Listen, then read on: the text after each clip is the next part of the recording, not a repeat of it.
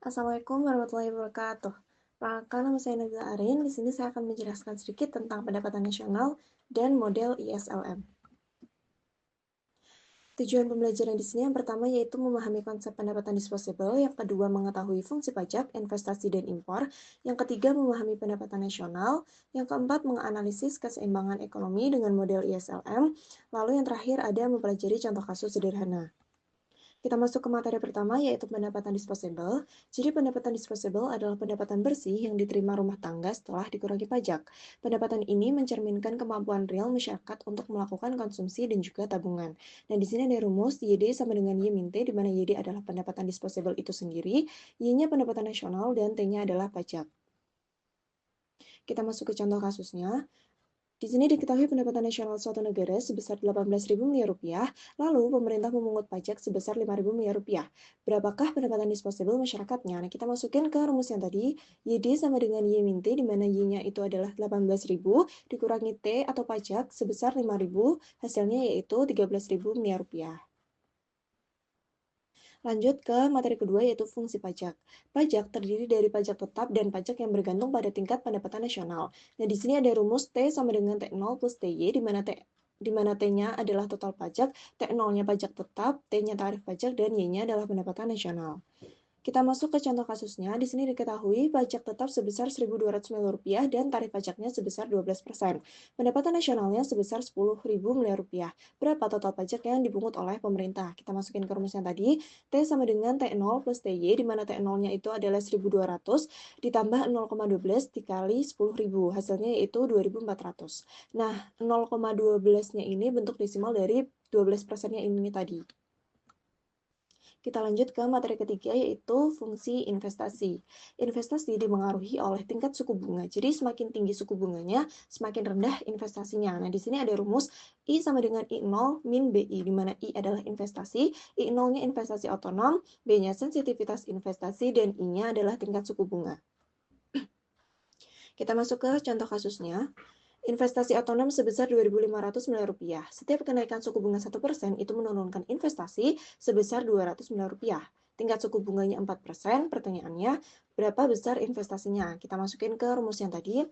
I sama dengan I0 min BI, di mana I0-nya adalah Rp2.500 miliar, dikurangi 200 dikali 4. Hasilnya yaitu 1.700. Kita lanjut ke fungsi yang selanjutnya, itu fungsi impor.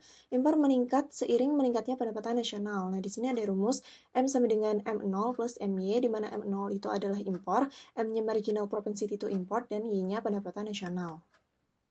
Kita masuk ke contoh kasusnya. Nah, di sini diketahui impor otonom atau M0-nya sebesar 100 juta, proporsi impor marginal atau M-nya sebesar 0,2, dan pendapatan nasional atau Y-nya sebesar 500 juta. Nah, kita masukin ke rumus M sama dengan M0 plus MY, di mana M0-nya tadi adalah 100 juta, ditambah 0,2 dikali 500 juta. Sama dengan 100 ditambah 100, hasilnya 200 juta. Lanjut ke pendapatan nasional. Pendapatan nasional adalah total nilai barang dan jasa akhir yang dihasilkan dalam perekonomian.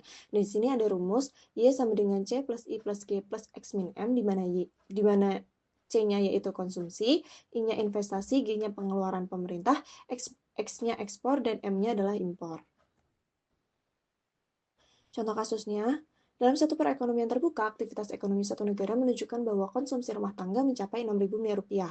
Selain itu, sektor swasta melakukan investasi sebesar 3.500 miliar rupiah, sementara pemerintah mengeluarkan belanja sebesar 2.500 miliar rupiah untuk membiayai berbagai program publik. Nah, dari sisi perdagangan internasional, nilai ekspornya itu tercatat sebesar 2.000 miliar rupiah, dan impornya sebesar 1.500 miliar rupiah. Berapakah besarnya pendapatan nasional negara tersebut? Nah, kita masukin ke rumus yang tadi. Y sama dengan C plus I plus G plus X min M, di mana C-nya yaitu 6.000 plus 3.500 plus 2.500 plus 2.000 dikurangi 1.500, yaitu hasilnya 12.500 miliar rupiah. Lanjut ke analisis ISLM. Analisis ISLM adalah alat analisis makroekonomi yang digunakan untuk menjelaskan keseimbangan perekonomian melalui interaksi antara pasar barang dan juga pasar uang. Analisis ini menunjukkan hubungan antara tingkat pendapatan nasional dan tingkat suku bunga. Kita masuk ke kurva yang pertama yaitu kurva IS atau pasar barang investment saving. Jadi kurva IS ini menunjukkan kombinasi tingkat pendapatan nasional atau Y dan tingkat suku bunga atau I yang membuat pasar barang berada dalam kondisi seimbang. Dan di sini ada rumus Y sama dengan C plus I plus G di mana Y-nya adalah pendapatan nasional, C-nya konsumsi masyarakat, I-nya investasi, dan G-nya pengeluaran pemerintah. Nah, di sini dapat disimpulkan bahwa jika tingkat suku bunga menurun, investasi akan meningkat, sehingga pendapatan nasional juga ikut meningkat. Oleh karena itu, kurva IS memiliki kemiringan yang negatif. Jadi, kurva IS ini bentuknya menurun. Kita masuk ke contoh kasus IS. Di sini diketahui fungsi konsumsinya 200 plus 0,8 Y min T, lalu ada fungsi pajaknya 100, fungsi investasinya 300 min 20 I, dan pengeluaran pemerintahnya 200. Kita masukin ke rumus, Y sama dengan C plus I plus G.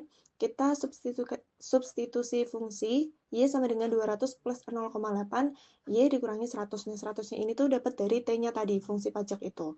Ditambah 300 min 20I ditambah 200.